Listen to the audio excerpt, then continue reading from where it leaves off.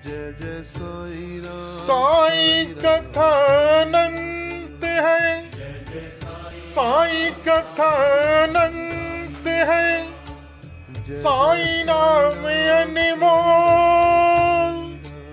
जन्म सफल हो जाएगा मेरे साईं बोल। ओम साईं राम, ओम साईं राम, ओम साईं राम। जी हाँ भाइयों बहनों, मेरी माताओं, मेरे बच्चों, जीवन का सत्य, यदि आपको कुछ चाहिए तो पहले देना पड़ता है, और इंसान की मानसिकता है लेना लेना लेना, इसलिए ही उसको नहीं मिलता है, क्योंकि वो कुछ देना जानता ही नहीं है। बस वो चाहता है कि मुझे इसका ये मिल जाए, ईश्वर मुझे ये दे दे, मेरी इच्छा ये पूरी कर दे। हम सभी समझदार हैं और पढ़े लिखे हैं आज के समय में। जिस तरीके से पृथ्वी माता, धरती माता से हमें कुछ चाहिए है, जो खेती किसानी करते हैं देखा होगा आप, पहले क्या करते हैं, वो जमीन को खोदते हैं, पूरी जमीन की खुदाई की जाती है। खुदाई करने के बाद उस पर बीज, जैसे कि गेहूं चाहिए हमें, तो गेहूं पहले उसमें डाला जाता है। जितना हम डालते हैं उसमें हमारा ईश्वर, हमारा बाबा, हमारी धरती माँ कई गुना अधिक करके देती है। जब हम गेहूं डालते हैं तो उसकी पूरी केयर करना पड़ती है, रेख देख करना पड़ती है। उसको समय आने पर दवा भी डाली जाती है। अब इसके साथ साथ उसमें से समय आने पर उस फसल के साथ कचरा भी उत्पन्न हो जाता है, तो उस कचरे को भी हमें निकाल के, तोड़ के, उसको काट के अलग करना पड़ता है और फसल को छोड़ दिया जाता है। जब किसान 3 से 4 महीने उसकी सेवा करता है, तब जाके उसको कई गुना अधिक वह अनाज प्राप्त होता है। इसी तरीके से ईश्वर को पाने का, हमारे कष्टों को दूर करने का और हमारी इच्छाएं पूरी करने का यही एक माध्यम है, जो आप देख रहे हैं। जब हम देना शुरू करते हैं तो हमारा साईं परिवार ने यही संकल्प लिया है कि गरीब, निर्धन, असहाय, विकलांग व्यक्तियों को भोजन सामग्री और समय अनुसार उनको जरूरतमंद वस्तुएं देना, क्योंकि जितना हम देंगे उसमें हमारा बाबा, हमारा ईश्वर कई गुना का मल्टीप्लाई, गुणा करके हमारे लिए वापस देता है। यही संकल्प हमारा साईं परिवार ने लिया है। जो यह काम आप देख रहे हैं, यह मैं अकेला नहीं कर सकता और ना ही कोई व्यक्ति अकेला कर सकता है। तो यह काम हमें सभी को मिलके करना है। आप जहां रहते हैं वहां नहीं कर पा रहे हैं, इसलिए साईं परिवार बनाया गया है। आप जो साईं परिवार में दान करेंगे तो आपके नाम से यहाँ पर भोजन करवाया जाएगा, अन्नदान, समय आने पर कंबल, जो बीमार हो जाते हैं उनकी दवा के लिए पैसे या दवा लाके दी जाती है। गरीब, निर्धन, असहाय बच्चों के लिए जो शिक्षा पाने में असमर्थ है, शिक्षा की सामग्री दी जाती है। मूक बधिर बच्चे, उनके लिए आर्थिक सहायता की जाती है। जो गरीब व्यक्ति के यहाँ निधन हो जाता है तो उस व्यक्ति के यहाँ अंत्येष्टि हेतु यदि वह व्यक्ति सक्षम नहीं है तो उसको आर्थिक मदद दी जाती है। किसी गरीब की यहाँ स्वास्थ्य खराब हो जाने पर आर्थिक सहायता दी जाती है। जो अंत्येष्टि के बाद 13वीं का कार्यक्रम होता है, यदि वह नहीं कर पा रहा है, वह सक्षम नहीं है, पंडितों को कन्याओं को भोजन कराने में जो पूजन पाठ होती है, तो उसको हमारे साईं परिवार के द्वारा अनुदान दिया जाता है।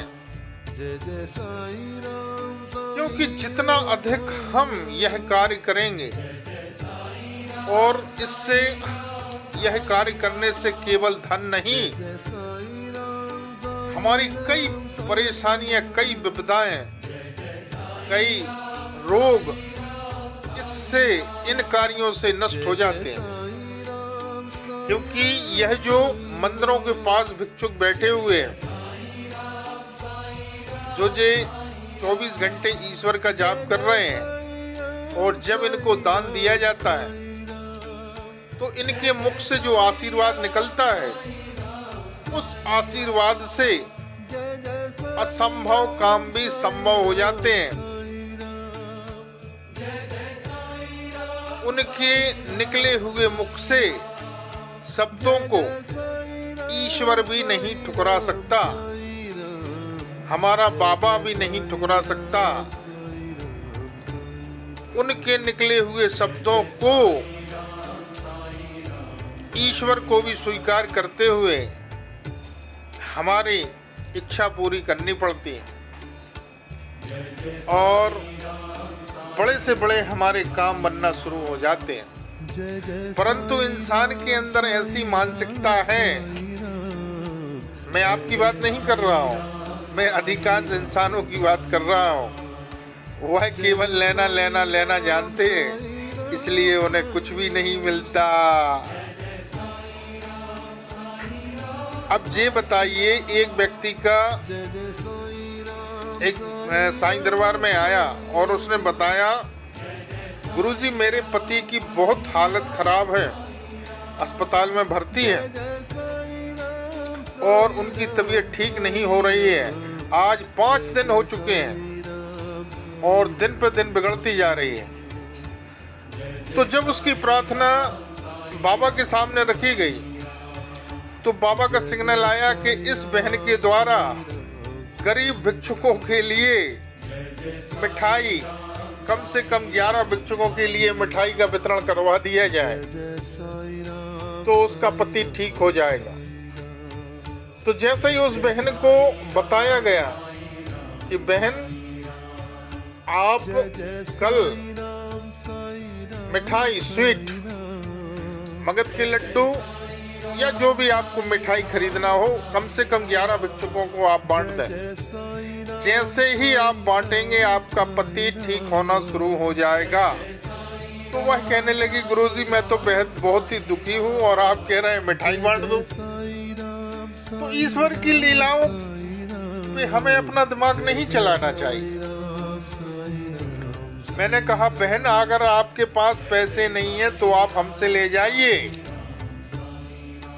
परंतु ऐसा करिए, आप करके देख लीजिए। अब ये बताइए, इसको यदि साइंस की दृष्टि से देखा जाए तो क्या मिठाई गरीबों को बांटने से किसी का स्वास्थ्य ठीक हो जाएगा?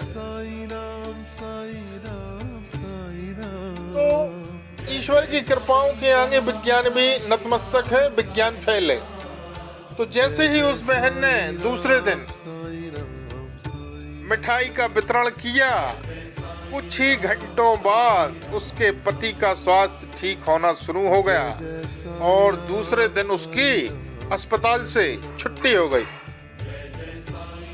तो कहने लगी, गुरुजी आप धन्य हैं, आपने हमारे पति को ठीक कर दिया। मैंने कहा, बहन मैं इस लायक नहीं हूँ, मैं तो अपने बाबा का नौकर हूँ। बाबा ने जो मुझे आदेश दिया वह मैंने आपसे करवा दिया। करने वाला मेरा बाबा है, तो बाबा स्वयं उतर के आपको यह सब विधि विधान नहीं बताएगा। यदि आपने कुछ किया है, उस हिसाब से आपको काम करना शुरू कर देना है। यही संकल्प लिया है। यदि आपका भी किसी भी प्रकार का कोई काम नहीं बन पा रहा है तो आप अपना दिमाग ना चलाएं, आप हमारे साईं परिवार से जुड़ें। जैसे ही आपकी प्रार्थना हम बाबा के चरणों में रखेंगे, क्योंकि यह बाबा ने स्वयं आदेश दिया है, जैसे ही उस बहन बेटी भाई की यदि वह पूर्ण आस्था और विश्वास के साथ